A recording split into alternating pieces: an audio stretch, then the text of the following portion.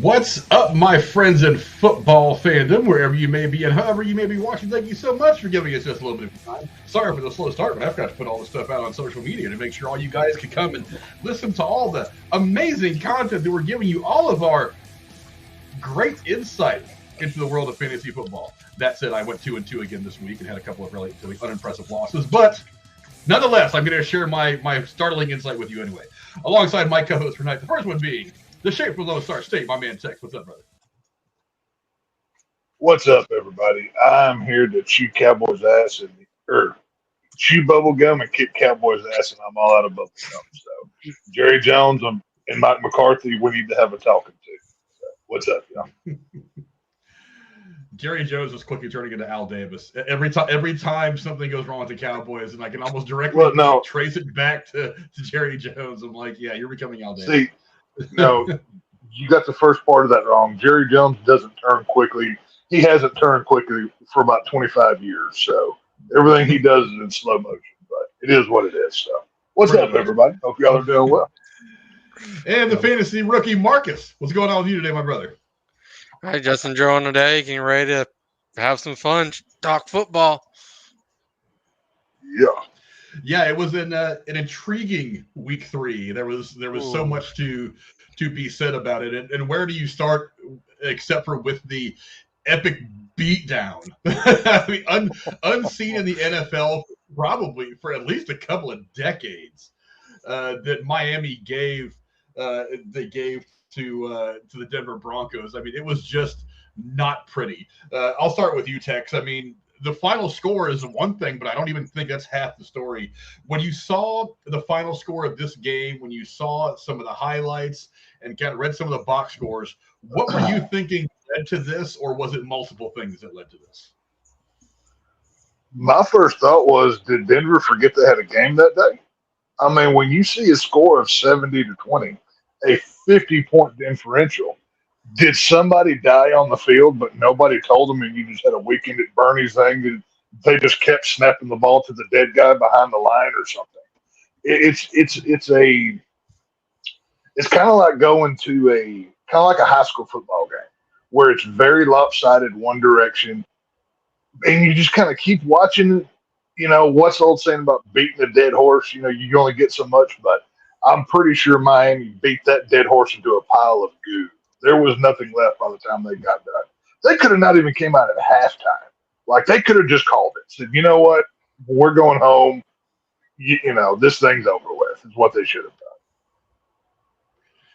Yeah, how about you, Marcus? I mean, it was embarrassing. Is that even the right? Is that enough of a word? Yeah. What are some of your thoughts on just the final score and how we got to where we ended up? I mean, considering last week I picked the Broncos to possibly be a good upset for week 3, and then this happens. Oh, they're very upset right now. Yeah, they're very upset. But no, yeah. I don't even think they care. Like, it clearly shows at some point they just stopped caring about football. And I was seeing videos and memes about how it was this week between the Bears and Denver. Whoever loses should be swapped out for the top-ranked team for the XFL. Honestly, I'm kind of agreeing with them. Like, yeah, relegating them sounds like a fantastic idea. We'll knock Denver down, maybe even Arizona, depending on how the season goes for them. We'll bring up like the 2 teams in the XFL that played for the championship game last season. But you know, there is a lot more to this. And as I'm looking into some stuff, I want to make sure that people understand a couple of things. Number one, this is the first year under Sean Payton. There's going to be a little bit of an adjustment period, some growing pains. Look, one of the reasons why I get so upset when they fire a coach after a season or even just a number of games is because in the NFL, nobody is one miracle draft pick away. Nobody is one miracle free agent signing away. When you take over a team that's not doing well, it takes some time to build them up because you can't. Very few teams just. They get a new coach, they sign a new quarterback, and then they're off to the races. They're a perennial playoff contender. That's actually very rare. It's happened in spots, but it's actually very rare. So you have a team that did not do very well at all last year. That was in all kinds of disarray. You've got a quarterback that's still good, but not what he was 10 years ago. You've got you've got some talented players, but it's going to take a while to put a system in place. So now you've got this coach that comes in. He's literally in his third week. I mean, yeah, they've had the preseason, but I mean, what is the preseason other than just a couple of guys out there screwing around? They're in their third week, and so I'm not surprised that Denver's 0-3. I'm surprised that they were manhandled, but I mean, I don't know. I think that the luster of the Sean Payton hire is already worn off. I think all his successes he had in New Orleans, I think now those are a distant memory. And they're looking at this guy and they're saying, are you really that guy? Is Russell Wilson still got that left in him? And was this a big mistake? But there's something else that is actually way more important to me than all that. Let's talk about Miami for a minute. Miami is awfully damn good. I mean, they've 100% for the first couple of weeks. But let me hit you guys with a few things. According to Pro Football Focus, Miami has the number 1 rated quarterback in Tua, the number 1 rated running back in Raheem Mostert, and the number 1 rated wide receiver in Hill. This according to Pro Football Focus. They are first in the NFL in points per game, yards per play, yards per pass, and passing yards per play. They've got 2 guards, Robert Hunt and Isaiah Wynn, as well as a center named Connor Williams.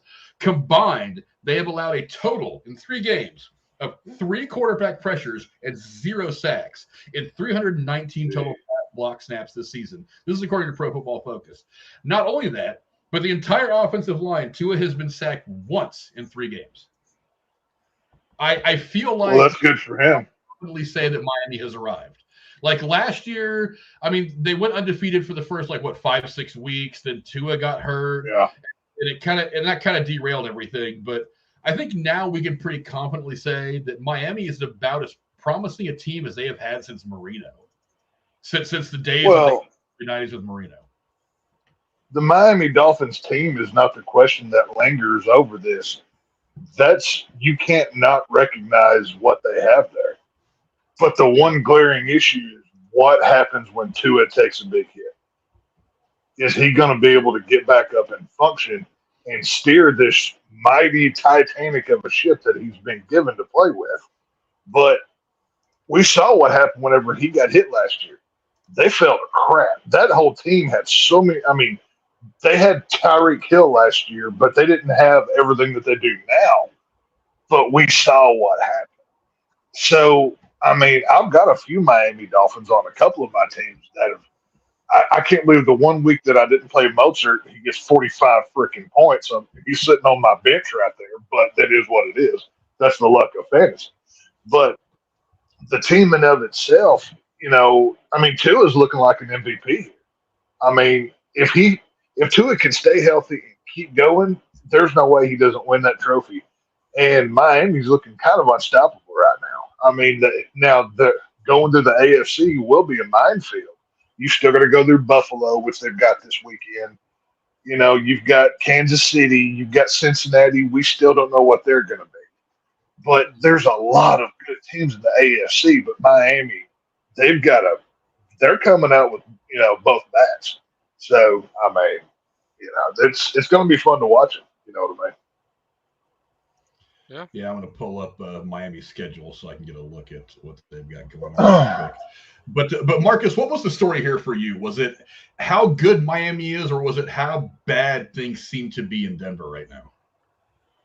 I really feel like it's how bad Denver is. Like, don't get me wrong, for Miami to be putting up these amount of points is amazing. I don't remember in a lifetime that I've been watching football seeing that big of a score differential. So there's props on them because it pretty much looks like every time they got the ball, they got the touchdown in the end.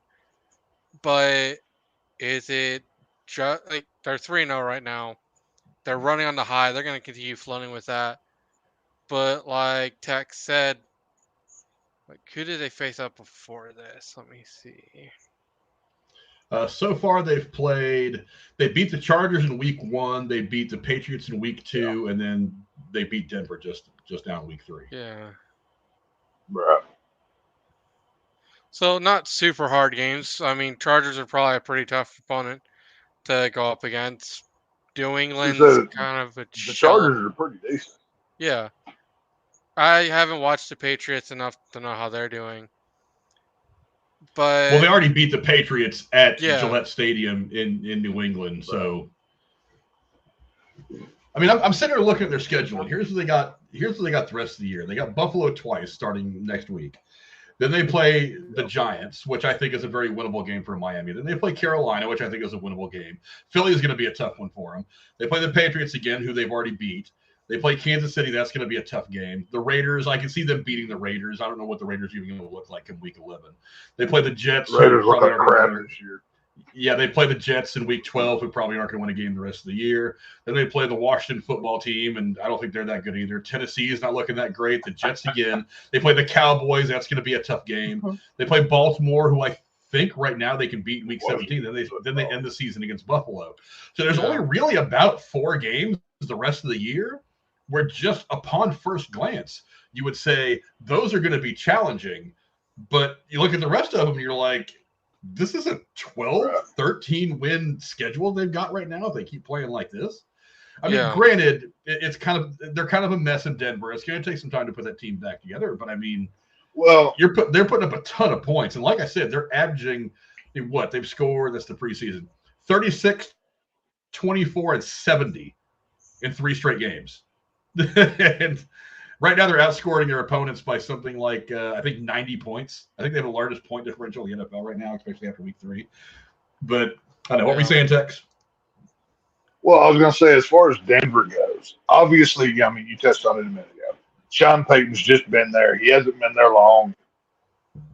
You have to give a head coach a 2-year minimum to install their people, get their systems, get the people that they want on that team, because there might be old lingering contracts for a guy that they don't want. They have to somehow get rid of or trade or do whatever so they can draft their guys. Because I'm surprised Russell Wilson still has a job. I'm surprised that they didn't go after a quarterback that Sean Payton wanted in this draft. I mean, there was a lot of good ones there. Oh, yeah. But, you know, in the pros, you have to give a coach 2 years minimum. College is 3 years because they have to go recruit the players and do all that process. But you know, when you look at this 50-point differential, it's a tale of 2 books here. You've got Miami playing lights out football against a not young Denver Broncos team, but a new Denver Broncos organization. And it just lightning happened to strike. And, they win by 50. Will they do that again the rest of the season? Probably not. I mean, could they? Sure. But either way, I mean, when you look at the Miami schedule, they played Chargers, Raiders, and New England. Sure, they beat a couple bad teams. But were they supposed to lose to those bad teams? They beat them. What more can you expect? Yeah. They didn't beat them by 100, but they don't have to. If you win by 1 point, you win. So if all they had to do was beat the bad teams, which that's what a good team does, then, hey, Miami's playing the best football in the NFL right now. There's no way around that. You know what I mean? Yeah. Yeah, I don't know. I think it is ultimately a combination of both things. It's a combination of Denver still needing some time to get things together, and Miami really hitting their zenith. I think they've fully arrived as a good team. Their coach, actually both their bigger coaches, you got McDaniel and Vic Fangio, their defensive coordinator, were there when the 49ers were starting off their great success they've been having the last several years. So, I mean, and not to mention they've done it with a bunch of ex-49ers like Mozart and stuff like that. But it's I don't know. It is very much a combination of Denver being in the initial stages of the rebuild and Miami just becoming a juggernaut. But Tex is right. The one thing that could derail all this is if you can't protect Tua, if he gets hit one good time, one good lick, and they've got a couple of defenses coming up that could be problematic. I mean, looking at them, Buffalo's defense is not bad. The Jets' defense is actually one of the better defenses in the league. So while they may win those games, so while they may win that game by 30 points, they might outscore them by 30 points. I mean, the Jets' defense is still going to give them problems. Kansas City's defense is still very good. Washington's defense is not great, but it's kind of middle of the road stat wise. But they have a couple of guys that can really get after the quarterback. Dallas's defense they got to deal with.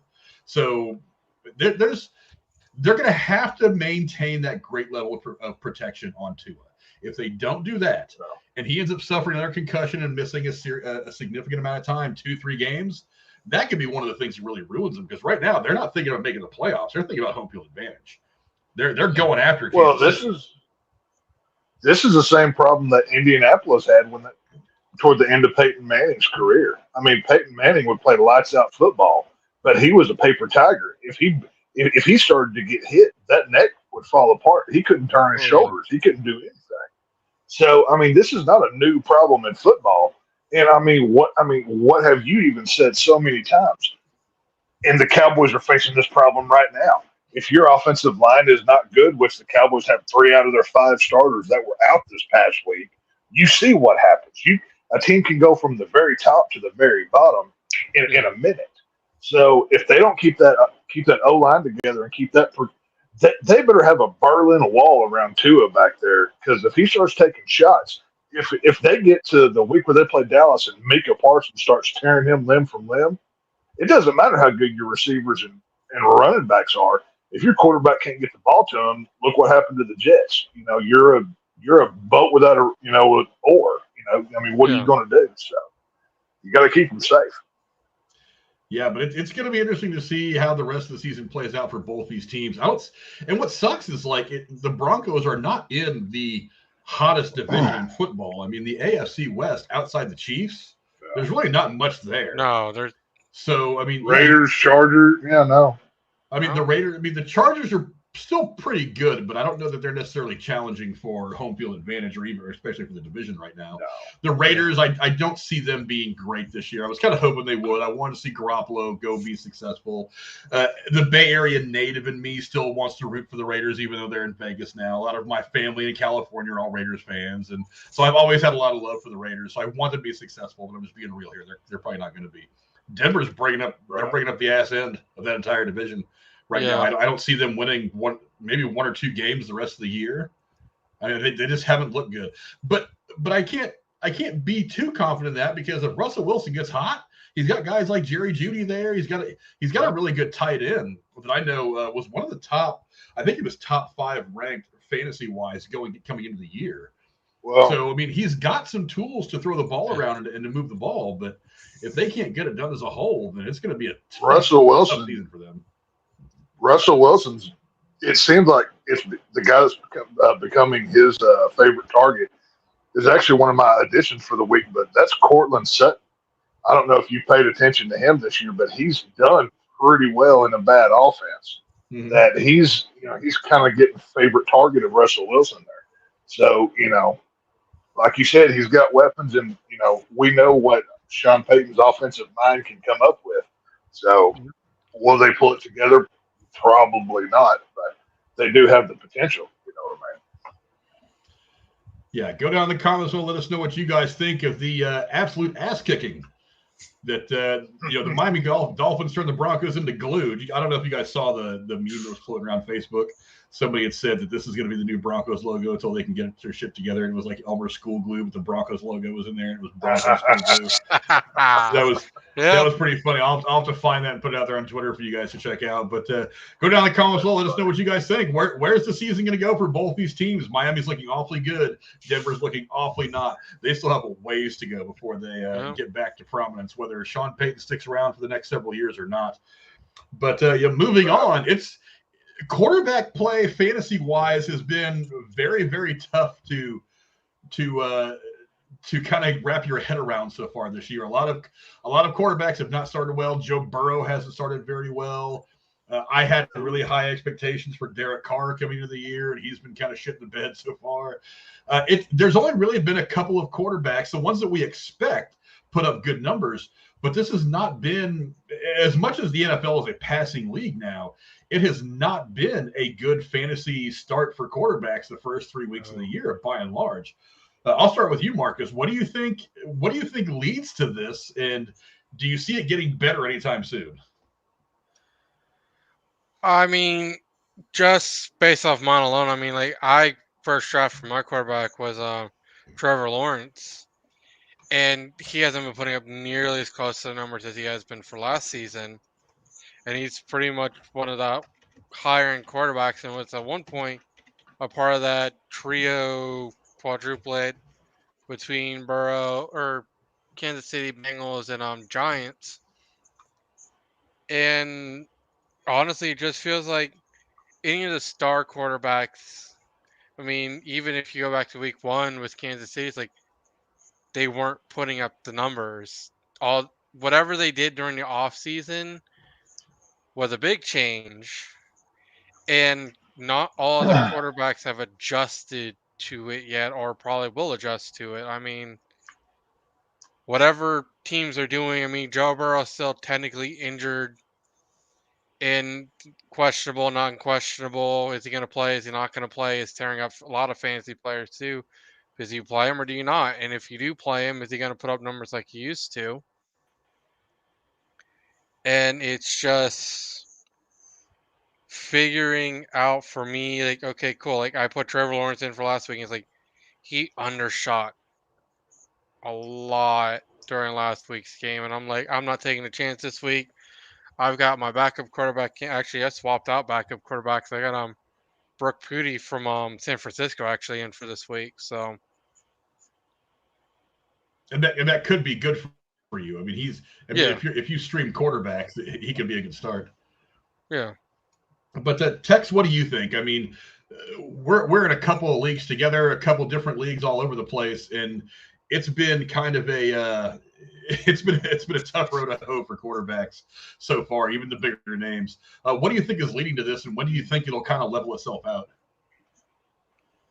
Well, I mean, you got to look at obviously injuries I think are the biggest issue here. I mean, Joe Burrow, he started out in preseason with the calf strain, and he obviously flared back up. We saw Travis Kelce go down and took away Patrick Mahomes' number one weapon. You know, Josh Allen, he didn't really have any injuries to hurt him. He never seemed to get on track. Yeah. Trevor Lawrence, he just, for whatever reason, he's just kind of playing middle of the road here. You know, I mean, this season has been injuries everywhere, not just quarterbacks, but every position. Yeah. I don't know if it's a conditioning issue, if they're not practicing enough, if they're obviously they're in training camps and they do or whatever. But I'm not sure if the preparation that they're doing is where it needs to be. Now, I'm no NFL pro trainer. I don't know anything. It just seems to me like there's something to that. I mean, across my 7 teams, I've got Trevor Lawrence, Josh Allen, Joe Burrow, and Brock Purdy as my backup, which he's now my starter for that team. And I have Patrick Mahomes across the 7 teams that I'm fielding this year. Yeah. And I benched Joe Burrow after week 2 to put in Purdy. Once Travis Kelce got back, Patrick Mahomes seemed to be where he was. Now, I think the highest Mahomes has put up this season is like 25 points. He hasn't done astronomical numbers like he has in the past. But, I mean, to agree with what Marcus said a minute ago, Trevor Lawrence has not performed well this year. He has just been 17 to 20 points, nothing that you're going to, mind-blowing.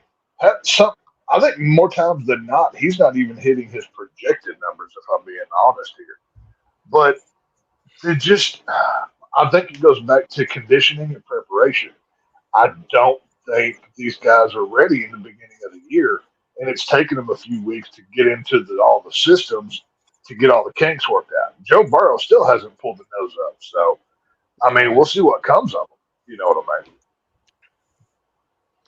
Yeah, for me, I think it's probably a couple different things that are playing into this. Number one is the big name quarterbacks coming into the year have suffered a lot. I mean, specifically Burrow. Yeah. Matt Stafford has not done great. Russell Wilson has not done great. Lamar Baltimore. Jackson. Damn it. Yeah, Lamar Jackson hasn't put up great numbers. Baker Mayfield in Tampa Bay is always going to be Baker Mayfield. Like I said, I'm going to spend the rest of the season hating myself over drafting Derek Carr. He had a decent first game and has just thrown up absolute stinkers every game since. I mean, the Commanders, who even knows who's playing for them anymore? There's so much. The big name quarterbacks have not got it done. But the other part of it is, it seems to me this year there's a much higher number than normal of either rookie quarterbacks or new starters. Now you've got in Green Bay, you've got Jordan Love in his first full year as a starter. He's actually doing pretty well.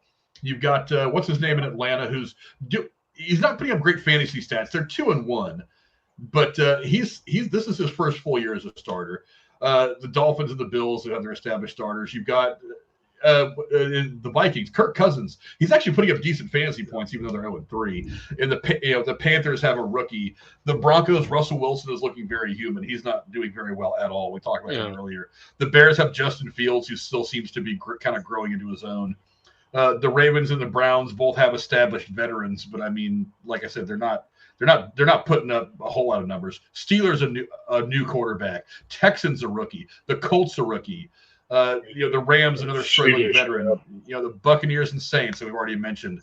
Commanders, Eagles are Eagles have Hurts. He's doing pretty well.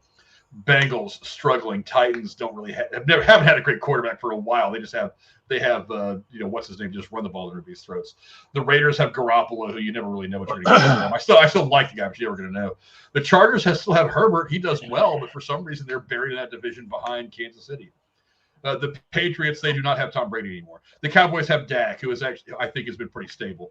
The Cardinals they're starting some junior or something like that against the 49ers this week. The Niners have Brock Purdy. The Chiefs have Mahomes, who's doing well. The Jets, obviously, I mean, week 1, we know about how that worked out. They were planning on having Aaron Rodgers, but now they're back to their failure of a number 3 overall pick. And the Seahawks, who have done well, th're 2-1. They have that established starter in Geno Smith. And the Giants, who still don't quite know what they paid for with what's his name? With almost said Mac Jones, but that's New England. Daniel Jones? Daniel Jones. So I mean, there's a lot of rookies or just kind of first time starters that are out there right now, and it seems like that's a big part of what the quarterback situation is in the NFL right now.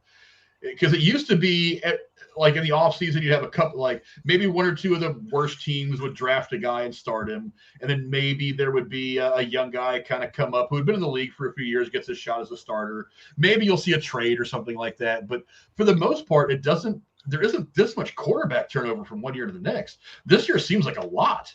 I mean, am I wrong, Tex? Or is there something else you think might be leading to it?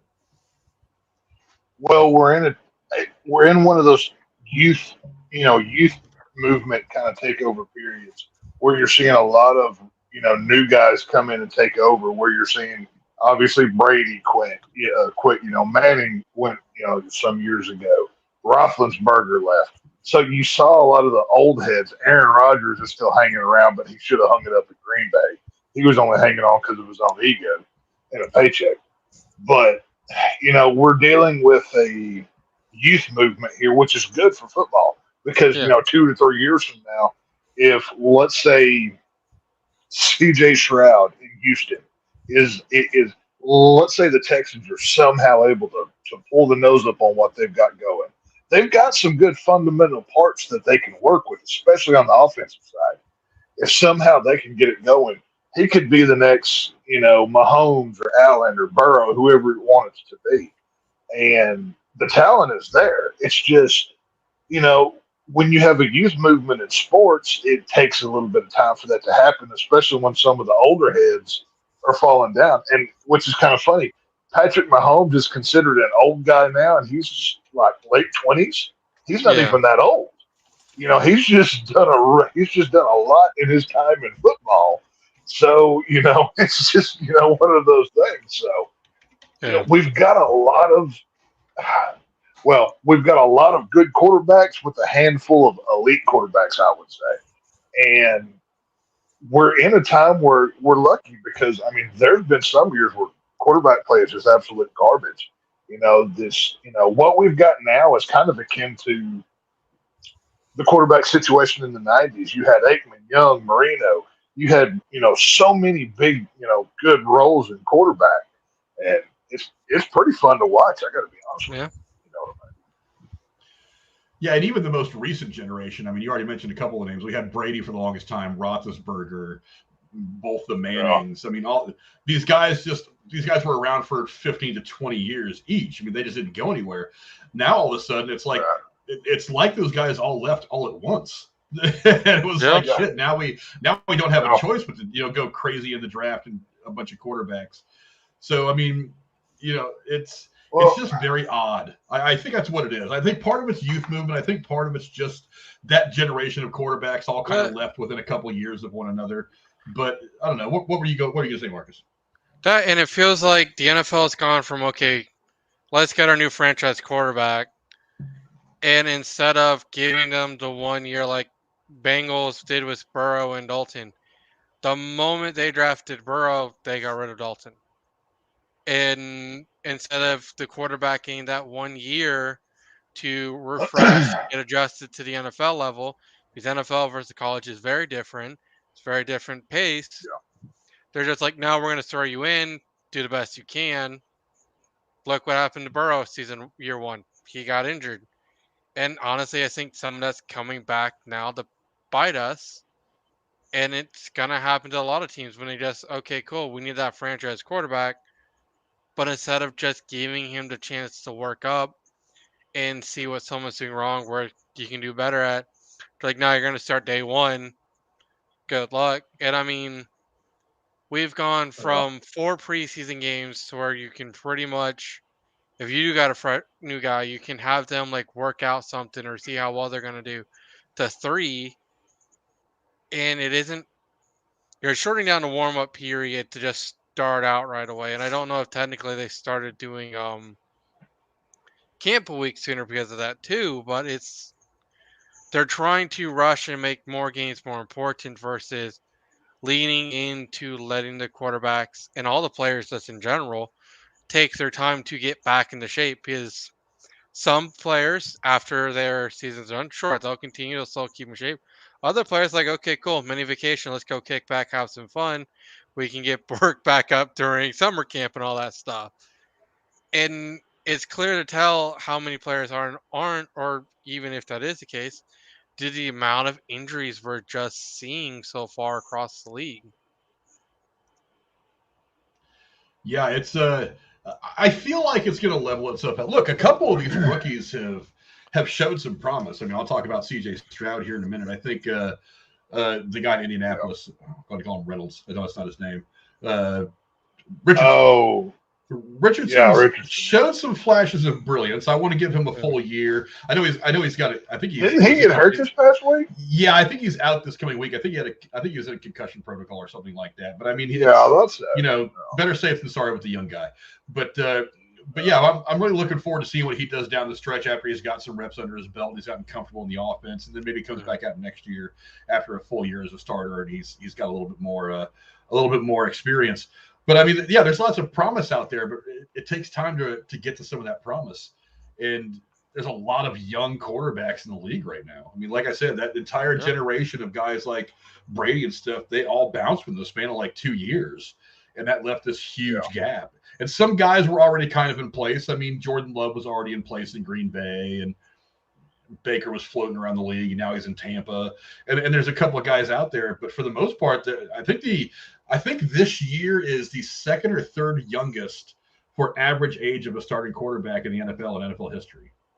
It was like the second or third. I thought I wish somebody could fact check me on that one, but I could have swore I'd heard that somewhere in the last week or so. The average age of a starting quarterback in the NFL was like the second or third youngest ever.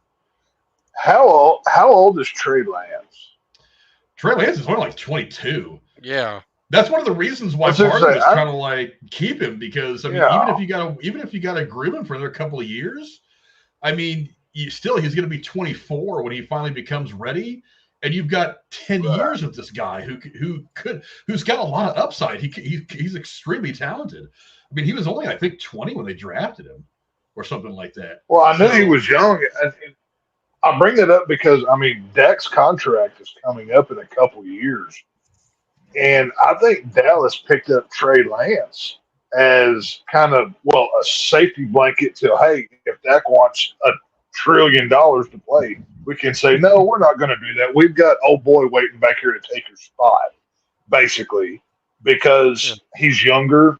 He doesn't throw the interceptions like Dak does, and he's sitting under the learning tree of Mike McCarthy and all those offensive minds that they have working with him.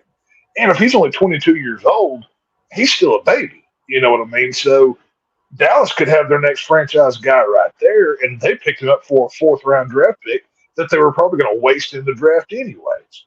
So, I mean, yeah, there's some guys that don't big get youth drafted. movement. Yeah, there's some guys that don't get drafted until they're 23, 24, 25.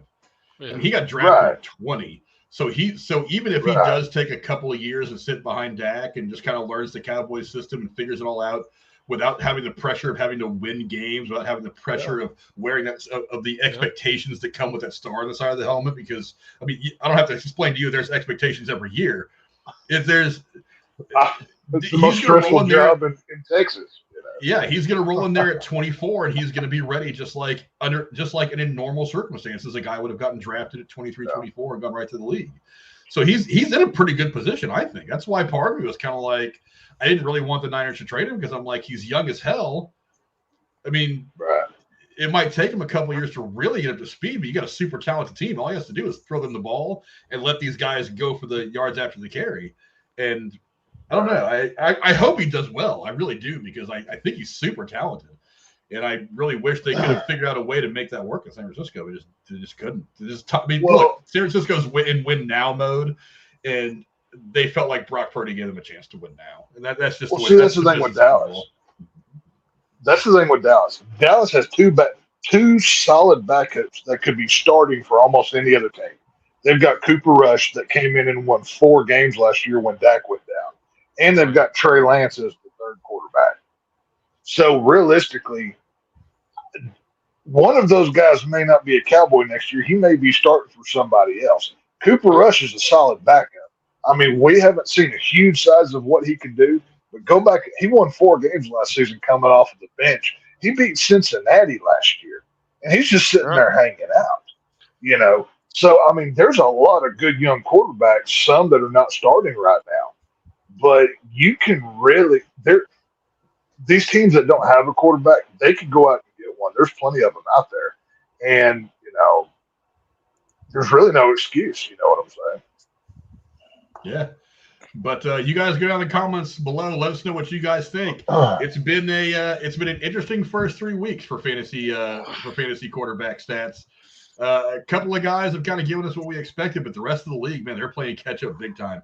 So go down in the comments below. Let us know how you guys are doing quarterback wise in fantasy football, and let us know if who you're picking up off the waiver wire to maybe stack up your depth at the position. And that's a good segue into what we're doing next. Let's go to the waiver wire. I'll go to you, my man Tex. Waiver wires and draft is where you win your league. Who are you targeting this week on the waiver wire? Well, I had 3 that I picked up across multiple teams. Devin Akane, one of my Aggies, you know, Miami running back, he's technically the backup for Mozart, but Miami's got so much offense to go around right now that they can kind of support more than one back. I picked up from one of your guys, Frank. I got Elijah Mitchell. He's Christian McCaffrey's backup as well. But even he's got pretty solid numbers this year that they're good enough. I wouldn't put him in it as a running back 1, but he could be a 2 or even probably a great flex, I would say. It's probably where I'm going to use him. And the third one that I mentioned a little bit ago, Cortland Sutton, the Denver Broncos wide receiver, quickly becoming Wilson's favorite target and really probably the only one that's worth having on a team right now. All 3 of these guys are point scorers. They've proven themselves so far this season, and if you can get them, I didn't write down what percentage of rostered they are, but if you can go get either of those guys, Kane, Mitchell, or Sutton, I think you're going to be pretty happy with the support that they give you. You know what I mean? Yeah. Yeah, Marcus, how about you? Who are you targeting on the waiver wire to help give you some big wins? Definitely running back at this point, because I'm pretty sure the guy that I was keening on having actually carry that position is honestly just being a bust at this point, and I'm kind of regretting it. And it looks like the guy that I just picked up for backups is now questionable, so that's fun. Because I picked up Justin Hill because he looked good during last week's game. I'm like, he wouldn't be that bad, except for now he's apparently questionable for this weekend. Seriously. I just dropped him last week. Yeah. So still looking at running backs. I've been kind of swapping out my secondary quarterback between everyone I've just been grabbing. Like I said, I picked up Brock Purdy. I don't think he was drafted. No. But hopefully he'll do better than Trevor Lawrence because he's been putting up shit numbers for the past few games. But otherwise, I mean, most of my positions are pretty much set right now. They just gotta perform well. Yeah, for me, it's all about developing depth at this point in the season. As trends start to develop, you see who quarterbacks like to throw to, things like that. So Marcus, I'm gonna make your dad very happy, and Tex, I'm gonna make you very happy. I'm going all Texas on this one. The first one who I've got to look really hard at. As a matter of fact, in one of my leagues, I went ahead and I'll talk a little bit about this in the next segment. I dropped David Carr and picked up C.J. Stroud from Houston. I mean, just looking at him, he's only rostered 22% of leagues on ESPN. He's got 20 plus points in back-to-back games, and he's got games coming up against Tampa Bay, Arizona, and Denver, who are not the strongest defenses to worry about if you're a quarterback. Yeah. And to top it all off, during the fantasy playoffs in weeks 15 and 18, he's playing Tennessee twice, Cleveland, and Indy, which right now look like pretty good matchups in the fantasy playoffs. If he gets on a hot streak during any of these games, I mean, he could be, oddly enough, as a rookie, he could end up in the top 10 or 15 of fantasy quarterbacks, which for a rookie, for a team that they don't expect much from, is huge. So I'm not saying he would be my week-to-week starter. I mean, he's kind of a matchup play or a bye-week fill-in, but if you've got a good matchup and you think you can get 20 to 25 points out of this guy, I mean, look, it's there. He's got plenty of opportunity right here to put up a ton of points. And like I said, he's put up 20 in back-to-back weeks. His first game wasn't great, but he was a rookie. So I wasn't expecting him to go throw it for 350 yards and 4 touchdowns in game one. But back-to-back games with 20-plus points against, and he's not playing the heaviest defenses in the league this year. I think he's someone that you could look into. Also, I'm going to go to your boys, Tex. I'm going to Dallas. If you need a tight end, do you know who is leading the NFL in red zone targets this year? Isn't it Ferguson? It is a guy named Jake Ferguson who's playing tight end for the Dallas Cowboys. Yeah. Let's see. It says here that he has been targeted 7 times in the red zone this season. That's 2 more than the next closest player. And this is a guy who's taking over for Dalton Schultz, who did plenty of damage as a tight end in Dallas over the last several years. He's got Dak, who helps make his receivers look good.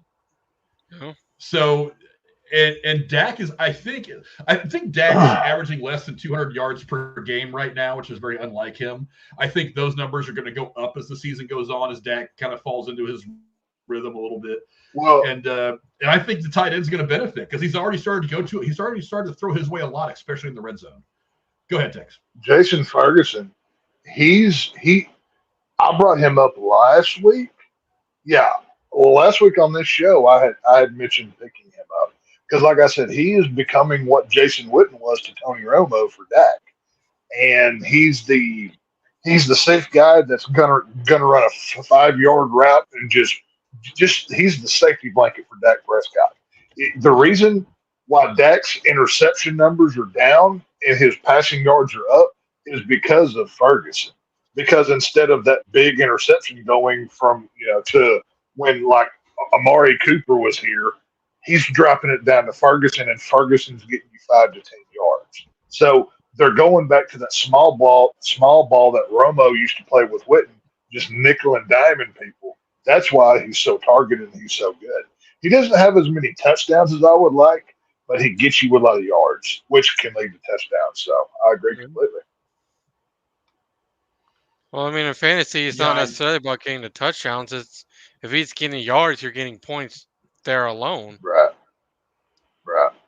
Well, but the thing is, he's got a good quarterback who knows, especially when you get close to the end zone in the red zone, that if the out routes don't materialize, you could dump that ball off, and he's one blown coverage away from a 15-yard touchdown score. That's Right. 6 points. That's 7 points right there. Bam, one play. And to be absolutely honest, Well, if I get, I would consider him probably a high-end tight end too, maybe like a pretty regular flex player. I wouldn't start him over a guy like Kittle or Kelsey or something like that. But for if you need someone to fill in as a flex, he's a good flex. And Dallas is playing against a team that is like bottom 10 in yards to tight ends.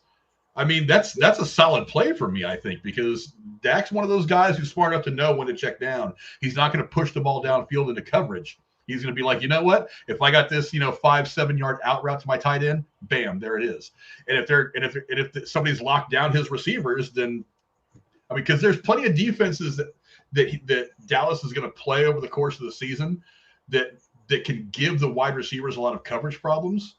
But that's when you dump down. Right. Like I could see Ferguson having a big game against the Niners. I mean, whatever the final score of that game looks like, if the Niners defense can step up and cover their receiving core well, there's going to be you could be looking at 10 receptions for 70 yards and a touchdown out of Ferguson, no matter what the final score of that game looks like. He could put up some really good numbers if the Niners can lock down the receivers. It could open up a lot of opportunities for him. So I don't know. It's kind of funny you bring up. You picked the Houston quarterback, which C.J. Stroud. He now has Dalton Schultz, who used to be a Cowboy last season, getting catches from C.J. Stroud. Now you've got Ferguson, who took his spot. We saw how good Schultz was. The only reason Schultz is not a Cowboy is because he thought he could go out and get this huge contract offer, and Dallas pretty much said, "Okay, go see what you can get." And turns out he had to take less money to go to Houston and not be in Dallas anymore. But hey, he's got C.J. Stroud, and this left the spot open for Ferguson to take. So I think everybody's happy in Texas as far as the tight end position goes. So it is what it is. And Dallas has a long history of having some really solid tight end players. I mean, it seems like they have about and maybe they only stay there for about 4 or 5 years, but they put up solid numbers. They play well. They've had the luxury of some pretty good quarterback play in Dallas for a while now. I mean, going all the way back to Aikman. I mean, I don't think they've really struggled with their quarterback at the quarterback position. They've been fairly regular, with a couple of Quincy Carter years were tough. There was some transition years for sure. But I mean, you've got Dak now. Before Dak, you had Romo. Before Romo, you had was Bledsoe. And Bledsoe was solid. So I mean, going all the way back to the Aikman years, quarterback has not really been a problem for the Cowboys in spots. Well, but they've had solid quarterback play for a long time. That's going to make things a lot easier for your tight end. Well, I mean, it's just like Keyshawn Johnson says on Undisputed. Everybody wants to play for the Yankees in baseball. Everybody wants to play for the USC Trojans in college. Everybody wants to have that star on the side of their helmet when you're playing in the NFL. It's one of those career acknowledgments that you've now ascended to another level, even if you're not a fan of the team. It's a higher tier thing that you have unlocked. So, I mean, they've not always had good quarterbacks because, like I said, Quincy Carter years were hard to get through, man. Holy crap was that rough. But it is what it is. So yeah, those are definitely some tough Cowboys football to watch. Yeah, that was bad. Yeah, but there are some jobs out there that just have them on your resume kind of. It's a next level. It's like working at the White House. You could be a janitor at the White House, but regardless of who the president is, but you worked at the White House. Not everybody can say that. And in every sport's got that one team where, one or two teams where if you got a chance to wear that uniform, even for a couple of years, you were in pretty good company. But go down in the comments below. Let us know what you guys think. Who are you targeting on the waiver wire this week? Do you think that we're nuts going after the players that we're going after? Go down in the comments below. Let us know. Now it's time to hit it. I've officially done it, Tex. I've hit the panic button. I'll start. In at least one of my leagues, anyway. But I'll start with you on this one, Marcus. We're now in week 3. We're starting to have some things shake out the way that I think things are going to go long term for most of the season. What's one player on a roster that you run that you're starting to hit the panic button on? Like I was hitting towards earlier, Aaron Jones. Like we're going into week 4 now, where I understand injuries and all that stuff, but he hasn't done squat for me. He is taken up the bench, and I'm like, okay, cool. If he doesn't play Thursday, I'm dropping him. He's out. I'll suck it up. I'll put him on trade or something. Find somewhere better for him, because at this point he's just taking up space. Kind of the same thing was on New York Giants. Like I said, dropped that quarterback. I've taken out Lawrence to put up Pooty. Hopefully that'll do better for me. There are definitely a few that I'm like, after this week, if they don't produce something, I'm like, okay, cool. What's the next best thing? Where it might be some rookies that are going to start putting up some numbers, as I see you doing moves now too. I was just thinking I kind of wanted it in my sleeper league. Dang, I was about to look and see what's going to be available. It's going to look right after we were done streaming, you know? But yeah. How about you, Tech? What were you saying? I was like, I grabbed Mins, and then it's like, he didn't score me squat for last week, so I'm probably going to drop him too. Yeah, Tex has a point. There's been some pretty key injuries early this year. I'm hoping that, I mean, with the exception of maybe Rodgers, I don't think any of them are really, well, I mean, obviously Nick Chubb. I don't think any of them have been terribly significant outside of those two, so I think those guys will come back this year. But it has been an odd year for that. I don't know, Tex, are you hitting the panic button on anybody, or you think you're good with your roster so far? On one of my teams, I'm pushing the panic button on Jonathan Taylor. Obviously, we know the situation in Indianapolis. He doesn't want to be there. The team doesn't want to play him. The la-di-da back and forth. But this guy went first round in most leagues. And the team that I have him on, unfortunately, it was I had to step away to pick something up, so I had to set the computer to pick for me. And my first freaking round pick was Jonathan Taylor. And the dude hasn't even put a jersey on this. You know, if you're investing first round capital into a player, you at least want them at least go out there and get hurt. So you at least tried. Yeah, you're sitting on the bench. You know, he's probably not even in the stadium. And this guy went in most first rounds this season. So yeah, I'm hitting the panic button on Jonathan Taylor. Either Indy needs to pay this guy, which they're not going to do because they just brought up some other running back that they've activated. So Jonathan Taylor, I don't know how much. I don't know what Indianapolis is asking for this guy, because there were multiple teams that were offering to pick him up. I know the Eagles in Miami were the main people that were looking to get this dude. So they must be asking an astronomically high number for his value. But yeah, no, Jonathan Taylor, man, they got to do something. I mean, I don't know his exact health status. I assume he's healthy. He may not be all the way. But, you know, unfortunately, the team that I have him on, he was my first round pick, and I can't really do anything with him because nobody's going to take a guy that they know is not going to play. I'm kind of stuck. So, yeah, panic button all the way, buddy.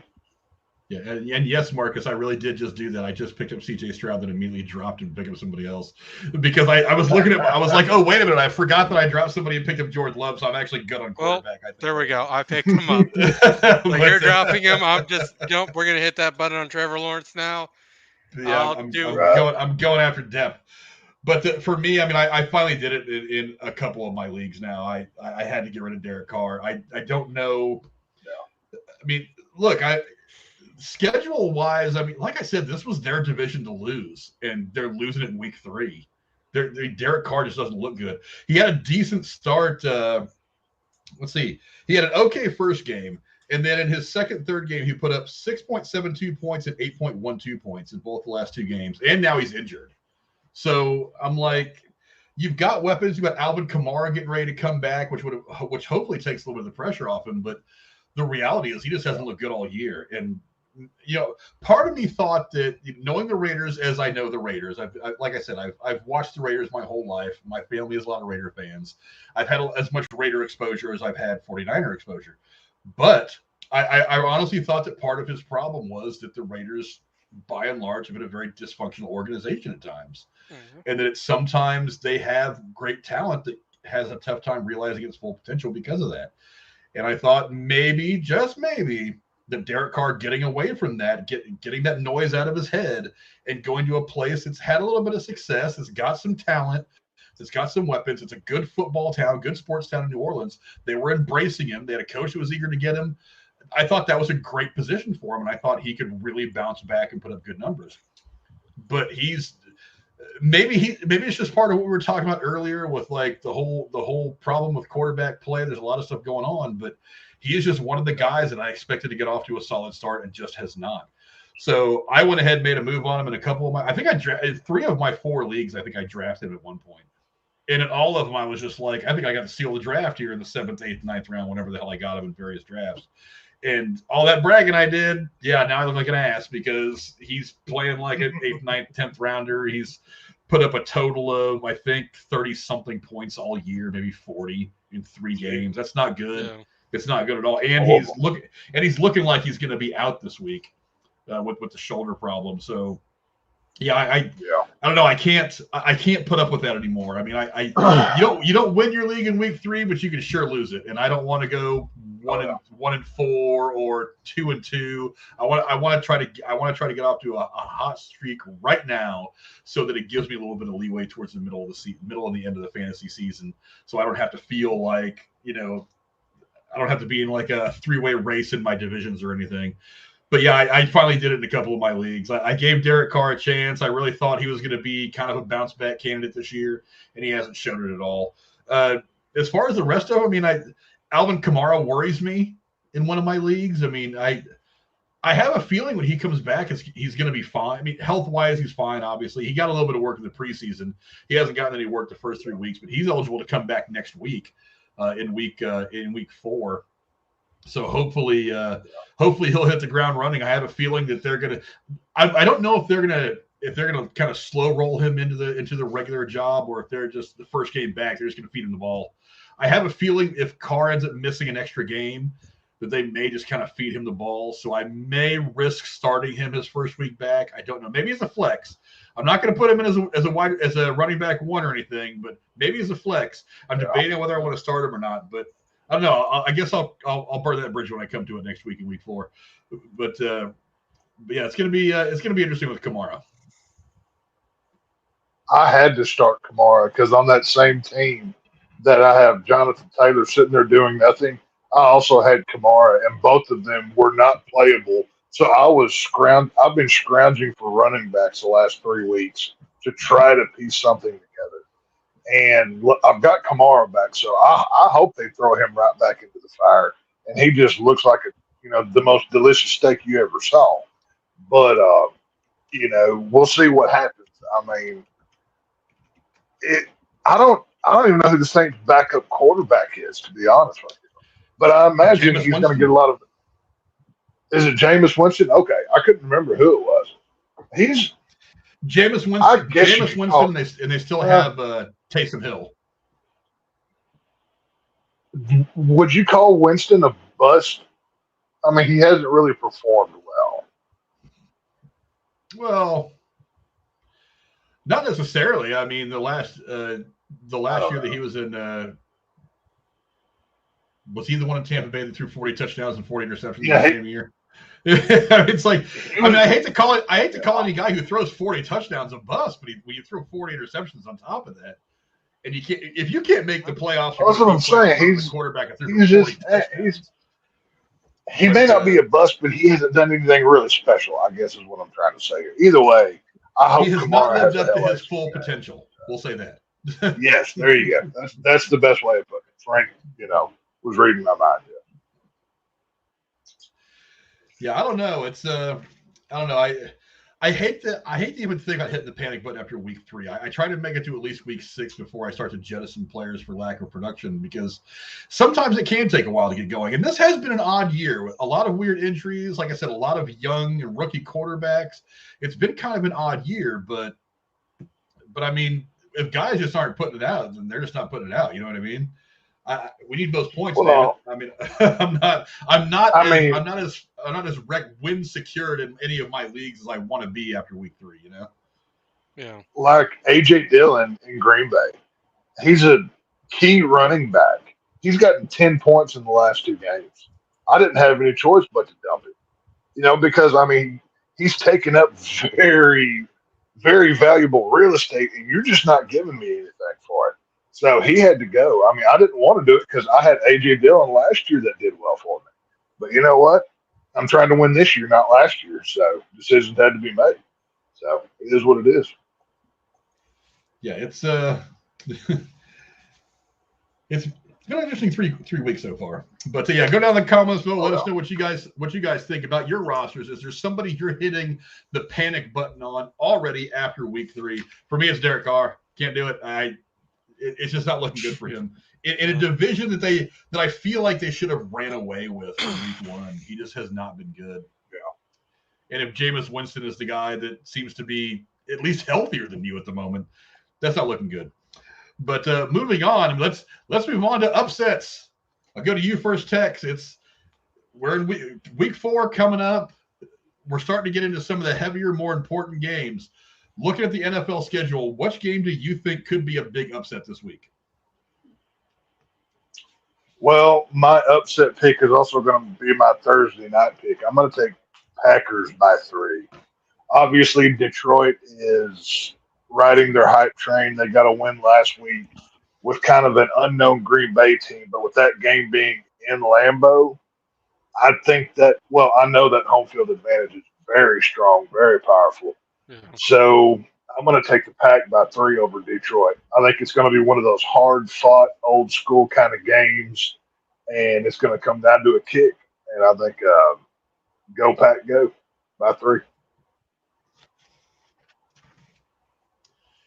Interesting. I don't know. What do you think, Marcus? What's the one game you're looking at? Do you think this could be a big upset this week? I mean, honestly, considering last week I picked a team that got their ass completely chewed out, which was kind of surprising. I know, just looking at, let's see, who's actually facing up this week. Let's see. I mean, Washington over the Eagles would be a pretty big upset, considering the Eagles are running 3 high for a win streak. And I don't think Washington's that great of a team. They're not that great of a team, but once again, that's one of those hardcore NFC East rivals that they always play each other hard. So. I mean, I don't know. Maybe Cardinals continue running on the high after beating the Cowgirls last week and then take over the 49ers. I mean, that'd be an interesting one. Going to be good for my fantasy league, but... But remember, fantasy is not about the team winning and losing. It's about the individual stats that the players get. So what you're hoping for is a big game for your players. That's true. Yeah.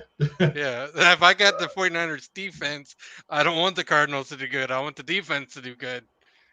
So let's see. For me, if I had to go biggest upset, here's what kind of worries me is, as a San Francisco baseball Giants fan, there's one team that always seems to give us some shit, and that's the LA Dodgers. So if one team is having a good year, the other team is not having a great year, they almost always seem to play each other the last series or 2 of the season, and one of them always tends to ruin it for the other one. We've been going back and forth like this since the dawn of time, it seems. So too for the San Francisco football 49ers, do they have a similar problem with the Arizona Cardinals? Here's my concern. There, a couple of years ago, it was the year after the Niners played the Super Bowl against Baltimore. They came into the week 1, Arizona. They came in and they were like, all right, the Niners are looking great this year. They might be the class of the NFC, blah, blah, blah. So they go week 1 into Arizona. And I think I even said so on Derailed. I was just like, I said, I think the Niners will have a good season, but I'm not feeling great about this game. Because I think they had just drafted Kyler Murray. They had some great offensive weapons. Their defense wasn't bad. I was like, I feel like this is already a trap game for us. Niners go to Arizona. Arizona handles the Niners pretty easily. They beat them by something like 10 or 12 points. Arizona at times has been that team for the 49ers. I think by and large the Rams have been that team for San Francisco over my lifetime. But Arizona occasionally is a gigantic headache for the 49ers. So that is a big concern of mine. So that's a potential upset. That's the one that if I look at the schedule, that's the one that I think would shock the NFL the most. I mean, there's a couple of 0-3 teams that are playing each other this week. I don't think either one of those would be upsets. There's a couple of games that look like they could be close. But this is the one that really worries me, especially after Arizona managed to do pretty good against a Dallas team that is quite frankly better than they are. Yeah. And at every level, at every position, Dallas is just better. And like I said, they beat Dallas with basically the janitor playing quarterback for their team last week. So that's a concern for me. Now, I do think the Niners defense is a little bit better than Dallas's, but Dallas's is still good, and they got beat by Josh Dobbs. Which is concerning to me. I am not overlooking the fact that Josh Dobbs just beat a team that is much better than them in Dallas. So I'm not looking past this game. That's the one for me that is not maybe the most likely, but the one that worries me the most. Go ahead, Tex. Well, obviously all credit due to the Cardinals on their win. They earned it. They deserved it. Dallas came in. They weren't in all three phases. They did not look ready. And on top of that, Trayvon Diggs, our star defensive back, he's out for the season with a blown ACL. 3 offensive linemen were out. The team did not look ready. Even Mike McCarthy himself, once he took the podium after the game, he just flat out came out and said, I didn't get my team ready. I can't help but feel like if you take into account all the injuries, I also think Dallas has really been looking towards week 5. Like, I don't want to call Arizona a trap game, but it kind of was, considering I don't think Dallas even considered Arizona before they took the field the week before. And, going into, San Francisco, Dallas and San Francisco are very similar teams. Both have great defenses with pretty good offense. And I don't think Arizona could overtake them. But I will be watching that game on Sunday pretty closely just to kind of see how the Niners stack up where we fail. You know what I mean? So we'll see. Yeah, I think the 49ers may have a shade more depth at the cornerback position than Dallas might, but I don't think. But like y'all I said, do now for sure. I mean, even before the injuries, I would have said they were probably a little bit deeper. But I mean, I don't think it really. It's hard for me to quantify that because, like I said, at every position, at every measurable, every measurable point you could, if you stacked up the Cowboys and Arizona next to each other, you would look at it and it's overwhelming that the Cowboys are a better team. Yeah. But it's like I say, but it's like they say on any given Sunday, any team can beat another team in the NFL. So you don't play the games on paper; you play them on the field, and that's proof of why they continue to say that every year, every game in the NFL. When it comes to this Dallas team, I still have faith in them. I still think they're going to go far. I still think they have a shot at the Super Bowl. I never said they were going to go undefeated. I never once proclaimed that, believed that, or even thought that was a possibility. Even when they beat the Giants by 40 points or whatever they did. In a weird way, this kind of a loss to this bad of a team may actually be more beneficial to help them get their mind right later on in the year, because they can go back to, oh, crap, we didn't prepare, and we got whooped by a team that we should have beat before we even left the locker room. So, I'm sure San Francisco took that lesson. They will be ready for Arizona. And I'm hoping Dallas goes forward. They're ready, even injuries intact the way that they are. I still have faith in my Cowboys that we can go far. I mean, we'll see. But, it'll be fun to watch what the Niners do with Arizona this weekend. I'll be watching.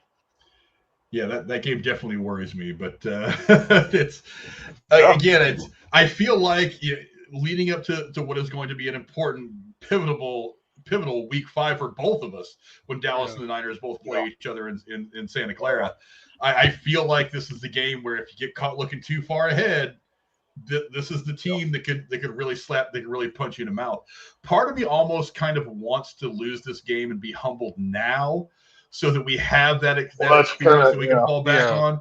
So maybe a loss wouldn't piss me off, but at the same time, I just don't want to lose. It did. I'll be honest with you, because Sunday, whenever I was watching the Cowboy game, I was at NASCAR in the stands, heavily intoxicated. I was gone. So it did help. It did help comfort the blow of my Cowboys getting their butt whooping with the state I was in. But it is what it is. So we all get humbled now and then. That's football. You don't win.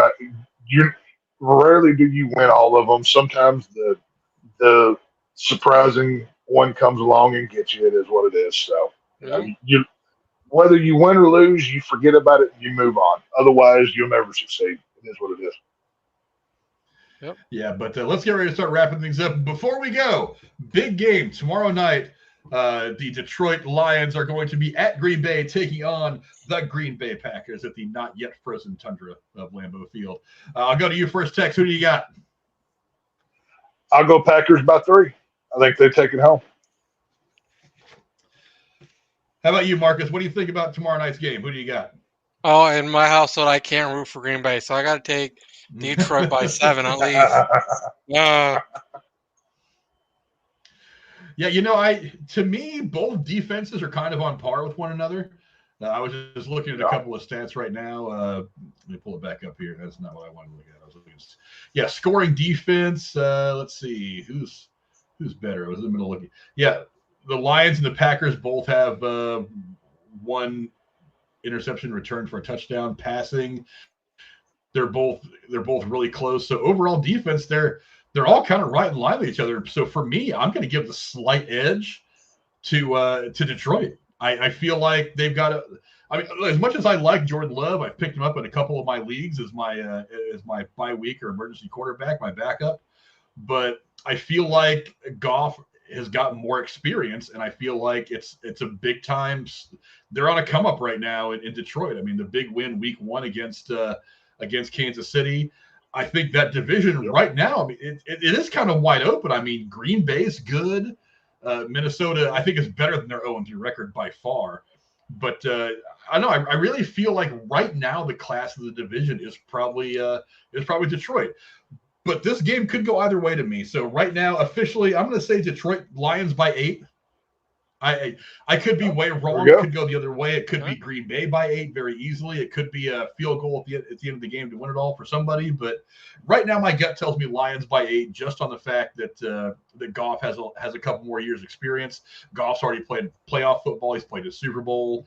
That's just kind of my thoughts on the matter. So maybe not. I don't know, but I'm picking Lions by 8 right now because I think right now they're the best of the division. The end of the year, though, I mean, I have no idea what kind of a tear Jordan Love could go on, what kind of a tear the Green Bay could go on to really just kind of take over that league. He looks a lot better through the first 3 weeks of his first full season as a starter than I thought. So maybe maybe Green Bay doesn't miss a step. They go right from Favre to Rodgers, from Rodgers to Love, who gives them 10 or 12 great years of football. That would be something unheard of. I mean, we said it a couple of weeks ago, but if Green Bay's lucky enough to get 3 franchise guys in a row, they need to go buy a lotto ticket because they just won the lottery. But it is what it is. So. Yeah, well, we talked about Dallas earlier, how they've not had some of the quarterback problems that other teams have had. They've been very blessed with, Dak for a while. Before that, Romo. They had, other than that one little spurt going all the way back to Aikman, they've been pretty solid in that position for a while. I think that's led to that's helped them have successful seasons. Maybe not Super Bowl seasons, but they've had solid 8, 9, 10 win seasons. They put up good numbers. They've been problematic for a lot of teams because the most important position on the football field has always been fairly steady for them. And Green Bay, same thing. I mean, he went from Favre, from whatever the hell he started playing back in 92 or something like that, to early 90s. To now. I mean, they 3 quarterbacks in 30 years. That's pretty damn good. That's not bad at all. But we're going to go ahead and start wrapping things up there. Thanks, everybody, for coming and hanging out with us. We very much appreciate it. Let's see. To my man, the Shakes from the Lone Star State, where can the folks at home find you? Right here tomorrow night, we're starting our spooky movies, Blair Witch Project. It's going to be fun. We're going to talk about one of the most influential films of horror and especially of the 90s in general. So be here tomorrow night. It'll be a lot of fun. Yeah, I'm looking forward to talking about that one. I've been looking forward to talking about it for a while. And to my man, Marcus, where can the folks at home find you other than just here on Wednesdays right now? For right now, like you said, here on Wednesdays, I'm looking at possibly in November, City Skyline 2 drop. Gonna try to start recording, doing stuff with that, as well as a few games are actually dropping in October. So I'm gonna try to game on those and get those either streamed or just recorded out. But for right now, definitely looking at November 1st, dropping my first video for City Skylines 2. It releases on the 24th. And considering I have Sundays and Wednesdays off to really work and do stuff, I'm looking at November 1st. Cool. Make sure you get me the link to your channel. I will start putting in the description so everybody can go check you guys out. Go check you out when you're doing your gaming stuff. Plenty of gamers in the descriptions for you guys to go check out. Go check out all of them. Casey, Drew, Tin Septum, Jeremy, all those guys. Go check them out doing all the gaming stuff. As for me, you will find me back here tomorrow with Tex and the regular crew, except for maybe Cora. This might not be her thing, but we're going to be going over the Blair Witch Project, one of the movies that I've been very eager to talk about for a while on this channel. I think that's going to be a lot of fun. I actually haven't sat and watched this movie for a long time, but I remember when it came out, kind of everything, all the hype and everything surrounding it. It's going to be a fun movie to talk about with you guys. Also, don't forget, after the Blair Witch, we go hardcore into the scary season. I think next Tuesday, Saw X. That's going to be our big review. So go check out Saw X in theaters this weekend. Then come hang out with us on Tuesday as I break it down with the two horror aficionados, my man Tex and with Jeremy. Until then, we will see you guys later on. Adios. Hey. Go Cowboys.